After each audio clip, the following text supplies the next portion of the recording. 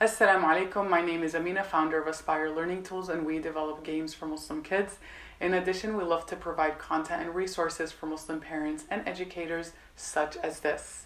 So in today's video, it's going to highlight 4th of July, Independence Day, and how we can connect 4th of July, Independence Day, what our kids know really well, with our identity as Muslims here in the West. So how can we bridge the gap or make the connection for our kids for them to better understand how awesome it is living in America, having the ability to freely practice and implement your faith and be a Muslim. So that's the goal for today.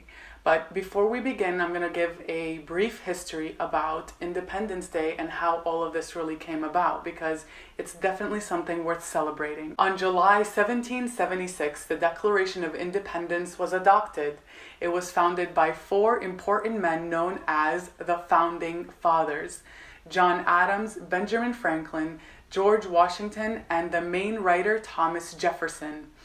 Now, Thomas Jefferson declared that the original 13 colonies will no longer be governed by King George III of Great Britain. It was in that moment that all people are created equally and have the right to life, liberty, and the pursuit of happiness. Now, why I give a breakdown about the history, because of course it's 4th of July, so just a brief history of how all of that came about is really awesome, because it brings us to today and the ability to have the freedom to freely practice and implement our faith. So the overall arching theme that I am going to highlight in this video is taking the Declaration of Independence, that all people are created equally and have the right to life, liberty, and the pursuit of happiness. The first point I would like to address that Thomas Jefferson made mention in July 1776 was that all people are created equally.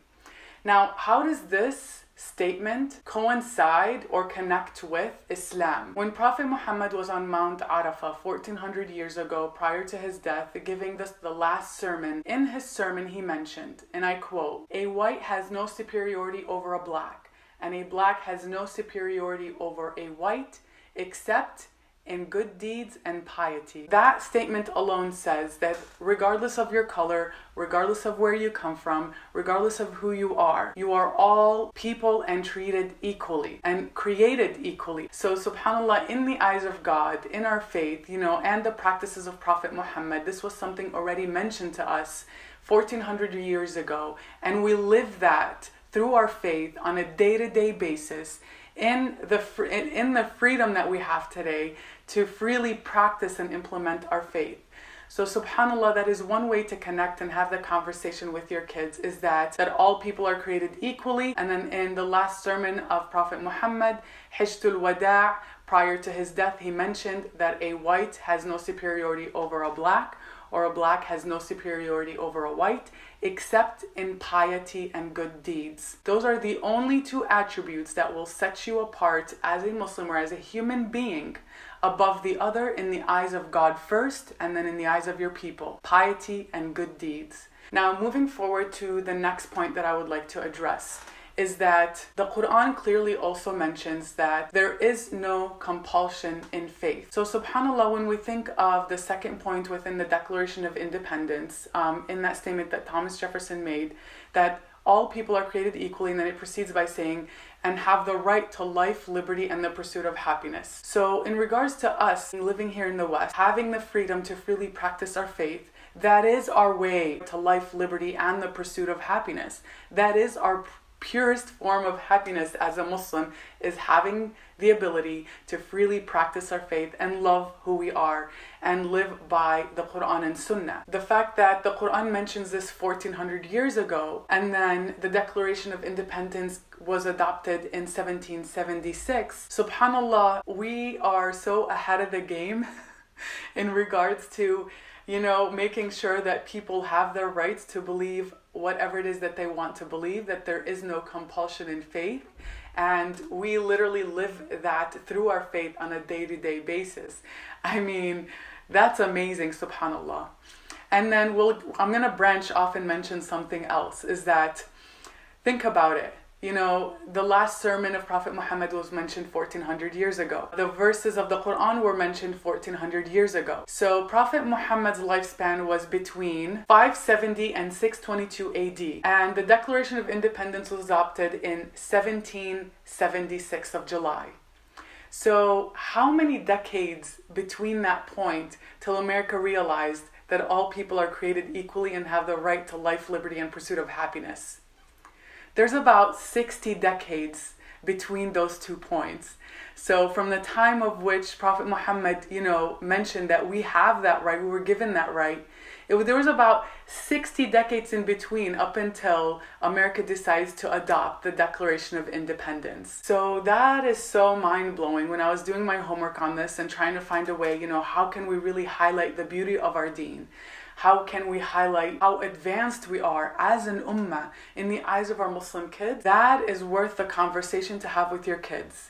Have them sit down and watch this video. This is really eye-opening and really beautiful to highlight, the advancement and how progressive our faith is in regards to giving us our rights that we deserve as human beings. The other point I would like to highlight in honors and celebration of 4th of July as a Muslim American here in the West is the gratitude for the opportunity to participate in the Democratic Party of our nation. While politics is viewed negatively, we are able to practice our rights and participate in upcoming elections.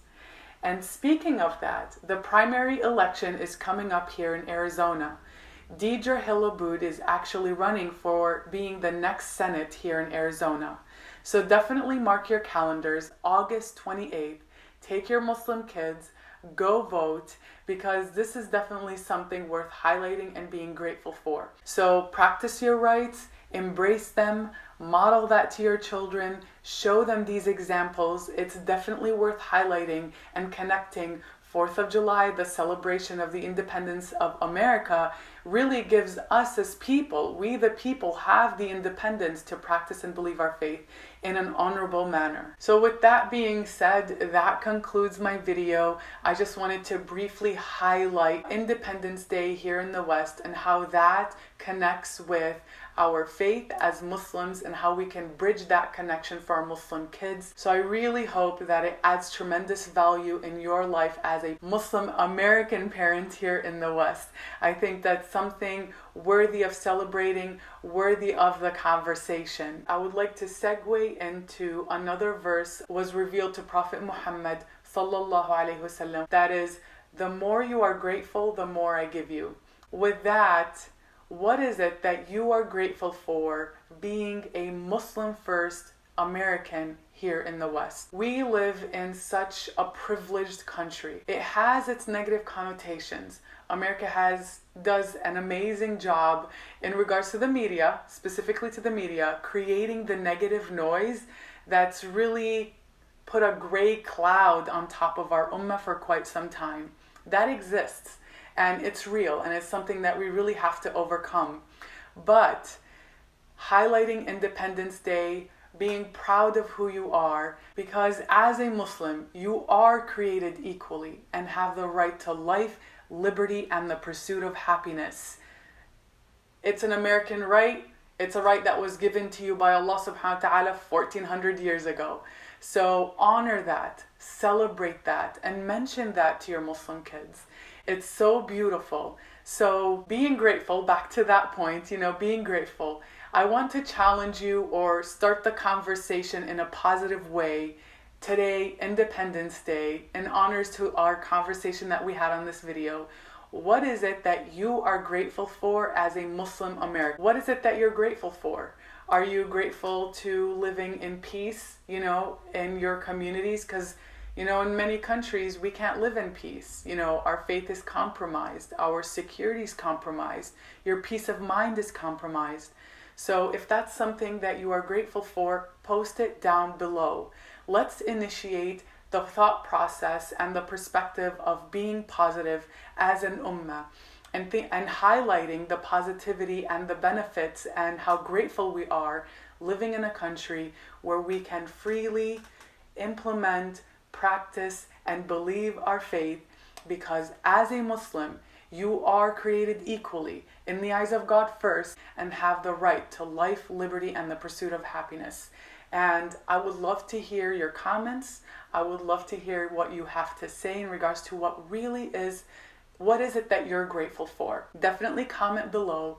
And I pray that everyone has a safe, exciting, and awesome 4th of July today. And inshallah, I will see you guys next time. Assalamu alaikum wa rahmatullahi wa barakatuh.